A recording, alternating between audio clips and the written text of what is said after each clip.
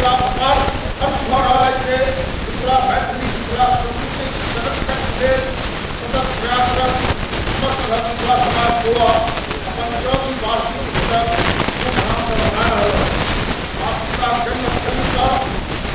और महाकवि विद्यापति उपस्थली का आयोजन अपने समस्त मैथिल समाज मैथिलानी नाना सेना भूमिका के आज कार्यक्रम में उपस्थित होने के विषय पर स्वागत करें। स्वागत करना चाहे आज उपस्थित सब पाहु के हमारे भाषा संस्कृति में शामिल हो समाज के बाहर रहेगा आज घटना में जो है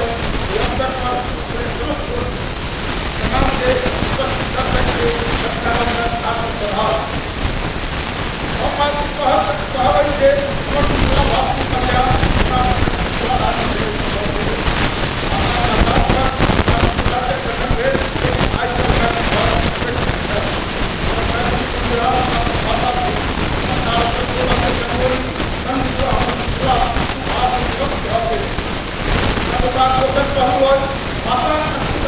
अतीत के जानब वर्तमान के दुरुस्त करब और भविष्य के संदिग्ध करब हमर सबक दायित्व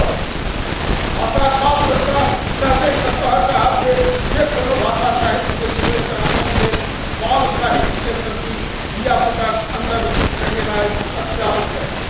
पहले सब मैथिली परिवार से मैथिली भाषा के व्यवहार में लाभ के लिए आग्रह कर रहे हैं। हम सब उत्तर प्रदेश में आप गोवा प्रदेश में प्रवास करें अपन जीविका ले कर्मभूमि बने तदुपरांत युवा समाज गोवा सांस्कृतिक कार्यक्रम एवं भारत बिहार रंग मनाकर अपन भाषा और संस्कृति के रक्षा में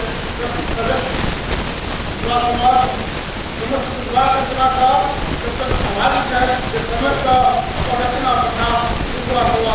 नामक अमर वार्षिक कार्यक्रम में सहयोग किया। आई संस्था समस्त गोवा प्रदेश में अपन एक प्रमुख स्थान प्राप्त कर गोवा प्रदेश सांस्कृतिक रक्षा विकास में मैथिली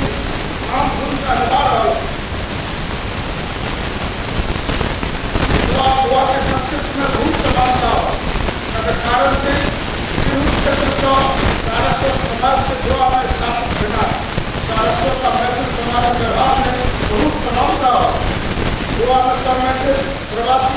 के वस्तु सामाजिक एवं राजनीतिक समस्या के अभिन्न अंग हम जब संगठन हुए दुनिया इंटरनेट के बिहार को सहरसा समेत संपूर्ण मैथिल समाज से अवसर को ग्रहण करें और आग्रह करे चाहे इस बीच कल्याणा मैथिली के मौन पारक स्थान के याद कर माता सारा आशीर्वाद ले अतीत नीक रहा यदि सावधानी बढ़ा मनुष्य कार्यक्रम के सफलता बिना आर्थिक सहयोग से संबंधित हो इसलिए क्या बताता एवं आर्थिक सहयोग करता है समाज का आधार रहा कलाकार भाई लोग समाज द्वारा करेंगे अंत में लाभ करता रहा है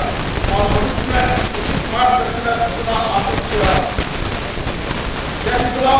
जय मां जानकी, जय गोवा प्रदेश।